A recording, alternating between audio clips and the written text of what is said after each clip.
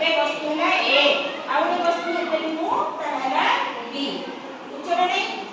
ମୁଁ ଦୁଇଟି ବସ୍ତୁ ବିଷୟରେ କଥା କହୁଛି ଗୋଟେ ବୁଝିଛ ନା ନାହିଁ ଗୋଟେ ବସ୍ତୁ ହେଲା A ଆଉ ଗୋଟେ ବସ୍ତୁ ହେଲା B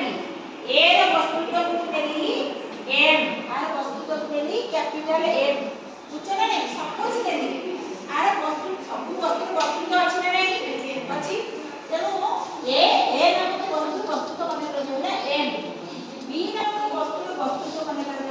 ଛୋଟ m ସ୍ମଲ୍ m ବୁଝିପାରିଲ ତାହେଲେ ମହାକର୍ଷଣର ଯୋଉ ନିୟମ ରହିଛି ସେ ନିୟମ ଅନୁସାରେ ହେଉଛି କ'ଣ ଯେମିତି ଫୋର୍ସ ଚାଲିଲେ ମହାକର୍ଷଣ ବଳ କମେଇଲେ ଫୋର୍ସ এই ଫୋର୍ସଟା ହେଉଛି କ'ଣ ଡାଇରେକ୍ଟ ସମାନୁପାତିକ ହେଉଛି ବସ୍ତୁକୁ ସେଟା ପଡ଼ିଛେ ଦେଖୁଛି ଏହି ମହାକର୍ଷଣ ବଳ ଯୋଉ ଦୁଇଟି ବସ୍ତୁର ବସ୍ତୁତ୍ୱର ଗୁଣଫଳ ସାଙ୍ଗରେ ସମାନ ଗୁଣଫଳ କେତେ ହେବ ନା a into ଗୁଣ ରହିଲେ ନା ନାହିଁ ତା ସାଙ୍ଗେ ସମାନ ମହାକର୍ଷଣ ନିୟମ ଅନୁସାରେ ଫୋର୍ସ ବା ବଳ ହେଉଛି ଯୋଉ ମହାକର୍ଷଣ ବଳଟା କୌଣସି ବଳ ବି ହେଇପାରେ ଏବେ କିନ୍ତୁ ଆମେ ମହାକର୍ଷଣ ବଳ ହିଁ କହୁଛୁ ମହାକର୍ଷଣ ବଳ ଉଭୟ ବସ୍ତୁର ବସ୍ତୁତ୍ୱ ସାଙ୍ଗରେ ଗୁଣଫଳ ସାଙ୍ଗରେ ସମାନ ନୁହେଁ ସମାନୁପାତି ସମାନ ଅଲଗା ସମାନରେ ଇକ୍ୱାଲ ସିମ୍ବଲ ଦିଆହେବ ସମାନୁପାତି ସମାନ କହିଲା ମାନେ ଗୁଣ ହେବ ବୁଝିପାରିଲେ ଏଟା ହେଉଛି ସମାନୁପାତି ସମାନୁପାତିରେ ଗୁଣଟା ସମାନୁପାତି ତମେ ଆମ ଗୁଣଫଳ ଏମାନଙ୍କର ବସ୍ତୁତ୍ୱ ବଢ଼ିଲେ ମାନେ ଫୋର୍ସ ବଢ଼ିଯିବ ତାମାନେ ସେଇଆ ଏକ ରାଇଟ୍ ସାଇଡ୍ ବଢ଼ିଲେ ଲେଫ୍ଟ ସାଇଡ୍ ବଢ଼ିବ ଫୋର୍ସ ବଢ଼ିଲେ ମାସ୍ ବି ବଢ଼ିବ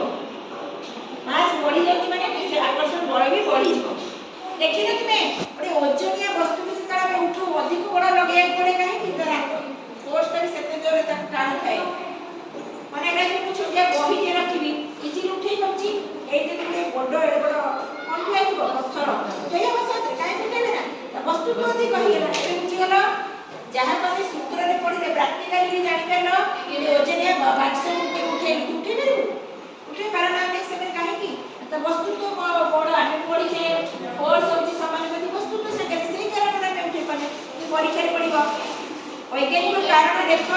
କ'ଣ କାହିଁକି ଓଜନିଆ ବସ୍ତୁକୁ ଆମେ ସହଜରେ ଉଠେଇ ପାରୁ ନାହିଁ ବା କମ୍ ଫୋର୍ସ ଉଠେଇ ପାରୁ ଆମେ ପଢ଼ିଛେ ମହାକର୍ଷଣର ନିୟମ ହେଉଛି ଫୋର୍ସ ହେଉଛି ସମାନୁପାତି ବସ୍ତୁତ୍ୱ ସାଙ୍ଗରେ ସେଇ କାରଣରେ ଆମେ ଉଠେଇ ପାରୁନେ ବୁଝିପାରିଲେ